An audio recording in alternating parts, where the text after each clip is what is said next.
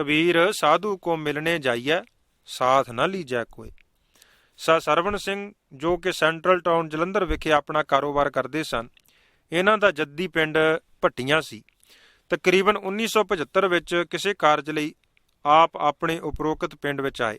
ਉਹਨਾਂ ਦੇ ਘਰੋਂ ਬੀਬੀ ਗੁਰੂ ਘਰ ਦੀ ਕਾਫੀ ਸ਼ਰਧਾਲੂ ਸੀ, ਸੋ ਉਸਨੇ ਸਰਵਣ ਸਿੰਘ ਹੋਰਾਂ ਨੂੰ ਕਿਹਾ ਕਿ ਸੁਣਿਆ ਹੈ ਕਿ ਪਿੰਡ ਗੋਂਦਪੁਰ ਨਜ਼ਦੀਕ ਜੋ ਸਦੀਆਂ ਤੋਂ ਵੀਰਾਨ ਥੇ ਪਿਆ ਸੀ, ਜਿੱਥੇ ਬੜੀਆਂ ਭੈੜੀਆਂ ਰੂਹਾਂ ਰਹਿੰਦੀਆਂ ਸਨ, ਜਿਸ ਸਦਕਾ ਕੋਈ ਵੀ ਉੱਥੇ ਠਹਿਰਨ ਦਾ ਹੀਆ ਨਹੀਂ ਸੀ ਕਰਦਾ, ਉਸ ਵੈਰਾਨ ਥੇ ਤੇ ਇੱਕ ਸੰਤ ਮਹਾਂਪੁਰਖ ਆ ਟਿਕੇ ਹਨ ਅਤੇ ਉੱਥੇ ਹੁਣ ਗੁਰਦੁਆਰਾ ਵੀ ਬਣ ਗਿਆ ਹੈ। ਸੰਗਤ ਵੀ ਕਾਫੀ ਦਰਸ਼ਨ ਕਰਨ ਜਾਂਦੀ ਹੈ।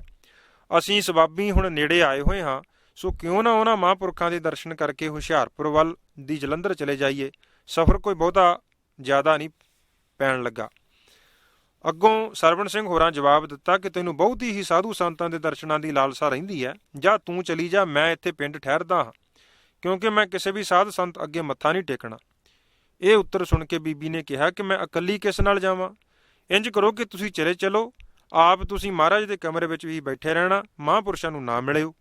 ਖੈਰ, ਬੀਬੀ ਦੇ ਬਹੁਤਾ ਜ਼ੋਰ ਪਾਉਣ ਤੇ ਸਰਦਾਰ ਹੋਰੀ ਮੰਨ ਗਏ ਤੇ ਆਪਣੀ ਕਾਰ ਰਾਹੀਂ ਪਿੰਡ ਭੱਟੀਆਂ ਤੋਂ ਗੁਰਦੁਆਰਾ ਸਾਹਿਬ ਲਈ ਤੁਰ ਪਏ।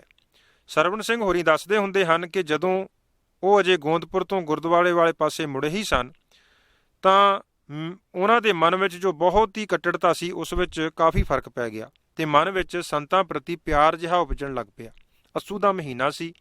ਰਸਤੇ ਵਿੱਚ ਇੱਕ ਬਰਸੀਨ ਦੇ ਖੇਤ ਵਿੱਚੋਂ ਸਰਸੋਂ ਉੱਗੀ ਹੋਈ ਵੇਖ ਕੇ ਮਨ ਵਿੱਚ ਸਾਗ ਖਾਣ ਦੀ ਵਾਸ਼ਨਾ ਬਣੀ ਤੇ ਨਾਲ ਹੀ ਮਨ ਵਿੱਚ ਇਹ ਫੁਰਨਾ ਬਣ ਗਿਆ ਕਿ ਅਸੀਂ ਸੰਤਾਂ ਦੇ ਦਰਸ਼ਨ ਕਰਨ ਜਾ ਰਹੇ ਹਾਂ। ਜੇ ਸੰਤ ਜੀ ਸਾਨੂੰ ਸਰੋਂ ਦੇ ਸਾਗ ਨਾਲ ਪ੍ਰਸ਼ਾਦਾ ਛਕਾਉਣ ਤਦ ਮੈਂ ਉਹਨਾਂ ਨੂੰ ਪੂਰਨ ਸੰਤ ਮੰਨੂਗਾ। ਅਜੇ ਇਹ ਫੁਰਨਾ ਆ ਕੇ ਹਟਿਆ ਹੀ ਸੀ ਕਿ ਗੁਰਦੁਆਰਾ ਸਾਹਿਬ ਦੇ ਨਜ਼ਦੀਕ ਜ਼ਮੀਂਦਾਰ ਦਾ ਖੇਤ ਮੱਕੀ ਦੀ ਫਸਲ ਨਾਲ ਲਹਿ ਲਹਾ ਰਿਹਾ ਸੀ ਤੇ ਹੁਣ ਨਾਲ ਹੀ ਇੱਕ ਹੋਰ ਫੁਰਨਾ ਬਣ ਗਿਆ ਕਿ ਵਾਪਸੀ ਤੇ ਇਸ ਖੇਤ ਵਿੱਚੋਂ ਆਪੂ ਤੇ ਬਾਕੀ ਪਰਿਵਾਰ ਦੇ ਚੱਬਣ ਲਈ ਮੁੱਲ ਜਾਂ ਜਿਵੇਂ ਵੀ ਹੋਇਆ ਛੱਲੀਆਂ ਜ਼ਰੂਰ ਖੜਨੀਆਂ ਹਨ। ਇਹ ਫੁਰਨਾ ਮੁੱਕਦੇ ਹੀ ਦੋਵੇਂ ਜੀ ਗੁਰਦੁਆਰਾ ਸਾਹਿਬ ਪੁੱਜ ਗਏ। ਸਰਵਣ ਸਿੰਘ ਜੀ ਨੇ ਇਹ ਫੁਰਨਾ ਆਪਣੇ ਘਰੋਂ ਬੀਬੀ ਨੂੰ ਨਹੀਂ ਦੱਸਿਆ। ਦੁਪਹਿਰ ਦਾ ਵਕਤ ਸੀ। ਬਾਬਾ ਜੀ ਬਾਕੀ ਸੰਗਤ ਨਾਲ ਬਰਾਂਡੇ ਵਿੱਚ ਬੈਠੇ ਦਰੀ ਉੱਪਰ ਸੁਖਮਨੀ ਸਾਹਿਬ ਦਾ ਪਾਠ ਸਰਵਣ ਕਰ ਰਹੇ ਸਨ। ਜਦ ਇਹ ਦੋਵੇਂ ਜੀ ਭਾਵ ਸਰਵਣ ਸਿੰਘ ਹੋਰੀ ਤੇ ਉਹਨਾਂ ਦੇ ਘਰੋਂ ਬੀਬੀ ਨੇੜੇ ਆਏ, ਤਦ ਬਾਬਾ ਜੀ ਨੇ ਉੱਚੀ ਆਵਾਜ਼ ਵਿੱਚ ਬਚਨ ਕੀਤਾ ਕਿ ਪਹਿਲਾਂ ਸਤਿਗੁਰੂ ਗੁਰੂ ਗ੍ਰੰਥ ਸਾਹਿਬ ਜੀ ਨੂੰ ਨਮਸਕਾਰ ਕਰਿਆ ਵੋ। ਦੋਵੇਂ ਸਰੀਰ ਸਤਿਗੁਰੂ ਮਹਾਰਾਜ ਜੀ ਨੂੰ ਨਮਸਕਾਰ ਕਰਕੇ ਬਾਬਾ ਜੀ ਪਾਸ ਸੰਗਤ ਵਿੱਚ ਆ ਗਏ। ਅਜੇ ਉਹ ਬਾਬਾ ਜੀ ਨੂੰ ਮੱਥਾ ਟੇਕਣ ਦੀ ਤਿਆਰੀ ਵਿੱਚ ਹੀ ਸਨ ਕਿ ਬਾਬਾ ਜੀ ਨੇ ਕਿਹਾ ਕਿ ਗੁਰੂ ਕੇ ਸਿੱਖ ਨੂੰ ਮੱਥਾ ਕੇਵਲ ਤੇ ਕੇਵਲ ਸਤਿਗੁਰੂ ਸ੍ਰੀ ਗੁਰੂ ਗ੍ਰੰਥ ਸਾਹਿਬ ਜੀ ਨੂੰ ਹੀ ਟੇਕਣ ਦਾ ਹੁਕਮ ਹੈ। ਉਹ ਤੁਸੀਂ ਟੇਕ ਆਏ ਹੋ, ਹੋਰ ਕਿਸੇ ਵੀ ਦੇਹਧਾਰੀ ਅੱਗੇ ਮੱਥਾ ਨਹੀਂ ਰਗੜਨਾ ਚਾਹੀਦਾ, ਬਲਕਿ ਸਤਿਗੁਰੂ ਜੀ ਦੀ ਬਖਸ਼ੀ ਹੋਈ ਫਤਿਹ ਬੁਲਾਉਣੀ ਚਾਹੀਦੀ ਹੈ। ਇਹ ਸਭ ਤੋਂ ਵੱਡੀ ਹੈ। ਇੱਕ ਤਾਂ 4 ਵਾਰ ਗੁਰਮੰਤਰ ਦਾ ਜਾਪ ਹੋ ਜਾਂਦਾ ਹੈ, ਦੂਸਰਾ ਸਤਿਗੁਰੂ ਜੀ ਦਾ ਹੁਕਮ ਮੰਨਿਆ ਜਾਂਦਾ ਹੈ। ਸੋ ਸਰਦਾਰ ਜੀ ਤੇ ਬੀਬੀ ਜੀ ਫਤਿਹ ਬੁਲਾ ਕੇ ਸੰਗਤ ਵਿੱਚ ਬੈਠ ਗਏ। ਸਰਵਣ ਸਿੰਘ ਹੋਰਾਂ ਦੇ ਦੱਸਣ ਮੁਤਾਬਕ ਕਿ ਅੱਧੀ ਕੁ ਨਿਸ਼ਾ ਤਾਂ ਬਾਬਾ ਜੀ ਵੱਲੋਂ ਮੱਥਾ ਨਾ ਟਿਕਾਉਣ ਨਾਲ ਹੀ ਹੋ ਗਈ, ਪਰ ਦੂਸਰੇ ਫੁਰਨੇ ਮਨ ਵਿੱਚ ਅਜੇ ਜਿਉਂਦੇ ਤਿਉਂ ਬਾਕੀ ਸਨ। ਜਦੋਂ ਅਸ਼ਟਪਦੀ ਪੂਰੀ ਹੋਈ ਤਦ ਬਾਬਾ ਜੀ ਨੇ ਭਾਈ ਅਮਰ ਸਿੰਘ ਹੋਰੀ ਜੋ ਲਾਂਗਰੀ ਦੀ ਸੇਵਾ ਕਰਦੇ ਸਨ, ਉਹਨਾਂ ਨੂੰ ਆਵਾਜ਼ ਮਾਰੀ ਤੇ ਕਿਹਾ ਕਿ ਸਰਦਾਰ ਹੋਰੀ ਦੂਰੋਂ ਆਏ ਹਨ, ਇਹਨਾਂ ਨੂੰ ਲੰਗਰ ਛਕਾਵੋ। ਤੇ ਬੀਬੀ ਚਰਨ ਕੌਰ ਜੋ ਸਵੇਰੇ ਸਾਗ ਲੈ ਕੇ ਆਈ ਸੀ ਨਾ, ਉਹ ਗਰਮ ਕਰਕੇ ਇਹਨਾਂ ਨੂੰ ਪ੍ਰਸ਼ਾਦੇ ਨਾਲ ਛਕਾਉਣਾ ਹੈ। ਇਹ ਬਚਨ ਸੁਣ ਕੇ ਸਰਵਣ ਸਿੰਘ ਹੋਰੀ ਦੱਸਦੇ ਹੁੰਦੇ ਹਨ ਕਿ ਮੇਰੇ ਮਨ ਵਿੱਚ ਬੜੀ ਸ਼ਰਮ ਆਈ ਤੇ ਮਨ ਵਿੱਚ ਪੂਰਨ ਪਤੀਜਣਾ ਵੀ ਹੋ ਗਈ ਕਿ ਇਹ ਮਹਾਂਪੁਰਖ ਅੰਤਰਜਾਮੀ ਹਨ ਅਤੇ ਸਤਿਗੁਰੂ ਸ੍ਰੀ ਗੁਰੂ ਗ੍ਰੰਥ ਸਾਹਿਬ ਜੀ ਦੇ ਲੜ ਲੱਗਣ ਲਈ ਹੀ ਪ੍ਰੇਰਨਾ ਦਿੰਦੇ ਹਨ ਤਥਾ ਇਹਨਾਂ ਦਾ ਓਟ ਆਸਰਾ ਗੁਰਬਾਣੀ ਹੀ ਹੈ। ਸੋ ਬਾਬਾ ਜੀ ਦੇ ਹੁਕਮ ਕਰਨ ਤੇ ਤੱਪੜ ਉੱਪਰ ਬੈਠ ਕੇ ਸਾਗ ਨਾਲ ਪ੍ਰਸ਼ਾਦਾ ਛਕ ਕੇ ਮਨ ਦੀ ਪੂਰਨ ਤ੍ਰਿਪਤੀ ਹੋ ਗਈ।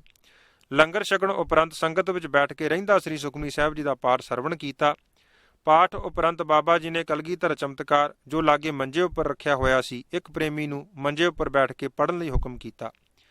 ਚਮਤਕਾਰ ਵਿੱਚੋਂ ਸਤਿਗੁਰੂ ਜੀ ਦੇ ਕੌਤਕਾਂ ਦੀ ਇੱਕ ਸਾਖੀ ਸਰਵਣ ਕੀਤੀ। ਸਾਖੀ ਸੰਪੂਰਨ ਹੋਣ ਉਪਰੰਤ ਵਾਪਸ ਜਾਣ ਲਈ ਇਹਨਾਂ ਨੇ ਆਗਿਆ ਮੰਗੀ।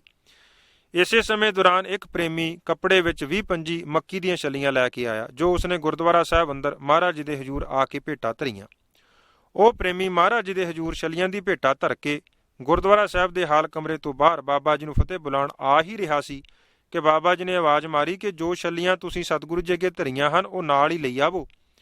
ਉਹ ਪ੍ਰੇਮੀ ਕੱਪੜੇ ਸਮੇਤ ਸਾਰੀਆਂ ਛੱਲੀਆਂ ਲੈ ਆਇਆ ਤੇ ਬਾਬਾ ਜੀ ਨੂੰ ਆਪ ਫਤਿਹ ਬੁਲਾਈ। ਫਤਿਹ ਦਾ ਉੱਤਰ ਦੇਣ ਉਪਰੰਤ ਬਾਬਾ ਜੀ ਕਹਿਣ ਲੱਗੇ ਕਿ ਇਹ ਸਾਰੀਆਂ ਛੱਲੀਆਂ ਸਰਦਾਰ ਹੋਰਾਂ ਦੀ ਕਾਰ ਵਿੱਚ ਰੱਖਿਆ ਵੋ। ਨਾਲ ਹੀ ਸਰਵਣ ਸਿੰਘ ਦਾ ਮੋਢਾ ਫੜ ਕੇ ਬਾਬਾ ਜੀ ਕਹਿਣ ਲੱਗੇ, ਜਦੋਂ ਸੰਗਤ ਵਿੱਚ ਆਉਣਾ ਹੋਵੇ ਨਾ, ਤਦੋਂ ਮਨ ਵਿੱਚ ਐਵੇਂ ਫਜ਼ੂਲ ਦੇ ਵਾਧੂ ਫੁਰਨੇ ਲੈ ਕੇ ਨਹੀਂ ਆਉਣਾ ਚਾਹੀਦਾ, ਤੇ ਨਾ ਹੀ ਕਿਸੇ ਦੀ ਪਰਖ ਕਰਨ ਲਈ ਮਨ ਵਿੱਚ ਕੋਈ ਧਾਰਨਾ ਬਣਾਉਣੀ ਚਾਹੀਦੀ ਹੈ। ਸੰਗਤ ਵਿੱਚ ਆਉਣ ਦਾ ਪੂਰਾ ਲਾਭ ਤਦ ਹੀ ਹੈ ਜੇ ਸਾਰੇ ਸੰਸਾਰਕ ਸੰਕਲਪਾਂ ਦਾ ਤਿਆਗ ਕਰਕੇ ਕੇਵਲ ਤੇ ਕੇਵਲ ਗੁਰੂ ਦਰਸ਼ਨਾਂ ਅਤੇ ਨਾਮ ਬਾਣੀ ਦਾ ਲਾਹਾ ਪ੍ਰਾਪਤ ਕਰਨ ਦਾ ਫੁਰਨਾ ਮਨ ਵਿੱਚ ਲੈ ਕੇ ਸੰਗਤ ਵਿੱਚ ਆਈਏ। ਤੇ ਜੇ ਮਨ ਹੋਰਨਾਂ ਸੰਕਲਪਾਂ ਜਾਂ ਫੁਰਨਿਆਂ ਨਾਲ ਭਰਿਆ ਰਹੇ ਤਦ ਸੰਗਤ ਵਿੱਚ ਆਉਣ ਦਾ ਪੂਰਨ ਲਾਭ ਪ੍ਰਾਪਤ ਨਹੀਂ ਹੁੰਦਾ। ਸੰਗਤ ਵਿੱਚ ਕਿਹੋ ਜਿਹਾ ਮਨ ਬਣਾ ਕੇ ਆਉਣਾ ਚਾਹੀਦਾ ਹੈ, ਇਸ ਪ੍ਰਥਾਏ ਬਾਬਾ ਕਬੀਰ ਜੀ ਨੇ ਵੀ ਗੁਰਬਾਣੀ ਵਿੱਚ ਸਾਡੀ ਅਗਵਾਈ ਕੀਤੀ ਹੈ। ਕਬੀਰ ਸਾਧੂ ਕੋ ਮਿਲਣੇ ਜਾਈਏ, ਸਾਥ ਨਾ ਲੀਜੈ ਕੋਈ। ਇਹ ਬਚਨ ਸੁਣਦੇ ਸਾਰ ਹੀ ਸਰਵਣ ਸਿੰਘ ਦੇ ਸਾਰੇ ਮਨ ਦੇ ਸੰਕਲਪਾਂ ਦੇ ਕਿੰਗਰੇ ਢਹਿ ਗਏ। ਮਨ ਵਿੱਚ ਪਛਤਾਵਾ ਸੀ ਕਿ ਮੈਂ ਇਹੋ ਜਿਹੇ ਪੂਰਨ ਮਹਾਤਮਾ, ਪੂਰਨ ਗੁਰੂ ਭਾਵਨੀ ਵਾਲੇ ਗੁਰਸਿੱਖ ਸਾਧੂ ਪ੍ਰਤੀ ਅੰਤਰਜਾਮਤਾ ਦੀ ਪਰਖ ਕਰਨ ਲਈ ਮਨ ਵਿੱਚ ਸੰਕਲਪ ਕਿਉਂ ਬਣਾਇਆ। ਤੁਰਨ ਵੇਲੇ ਸਰਵਣ ਸਿੰਘ ਹੋਰਾਂ ਨੇ ਬਾਬਾ ਜੀ ਨੂੰ ਪੁੱਛਿਆ ਕਿ ਬਾਬਾ ਜੀ ਸਾਡੇ ਲਾਇਕ ਕੋਈ ਸੇਵਾ, ਤੇ ਬਾਬਾ ਜੀ ਨੇ ਕਿਹਾ ਕਿ ਜਦੋਂ ਅਗਲੀ ਵਾਰ ਆਵੋਗੇ ਨਾ ਫਿਰ ਦੱਸਾਂਗੇ। ਅਜੇ 2-4 ਦਿਨ ਹੀ ਬੀਤੇ ਕਿ ਉਹ ਸ਼ਬਦ ਮੁੜ ਕੇ ਕੰਨਾਂ ਵਿੱਚ ਗੂੰਜਣ ਕਿ ਅਗਲੀ ਵਾਰ ਜਦੋਂ ਆਵੋਗੇ ਫਿਰ ਸੇਵਾ ਦੱਸਾਂਗੇ। ਥੋੜੇ ਹੀ ਦਿਨਾਂ ਵਿੱਚ ਮੁੜ ਪਰਿਵਾਰ ਸਹਿਤ ਬਾਬਾ ਜੀ ਨੂੰ ਮਿਲਣ ਲਈ ਇਹ ਗੁਰਦੁਆਰਾ ਸਾਹਿਬ ਪੁੱਜ ਗਏ।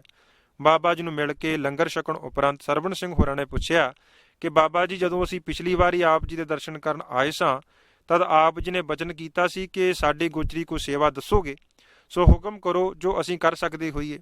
ਤੇ ਬਾਬਾ ਜੀ ਕਹਿਣ ਲੱਗੇ ਕਿ ਸਭ ਤੋਂ ਵੱਡੀ ਸੇਵਾ ਇਹੋ ਹੀ ਹੈ ਕਿ ਤੁਸੀਂ ਅੰਮ੍ਰਿਤ ਛਕੋ, ਨਿਤਨੇਮ ਕਰੋ, ਗੁਰਸਿੱਖੀ ਰਹਿਤ ਦੇ ਪੂਰਨ ਧਾਰਨੀ ਬਣੋ। ਇਸੇ ਵਿੱਚ ਹੀ ਸਤਿਗੁਰੂ ਜੀ ਦੀ ਖੁਸ਼ੀ ਹੈ।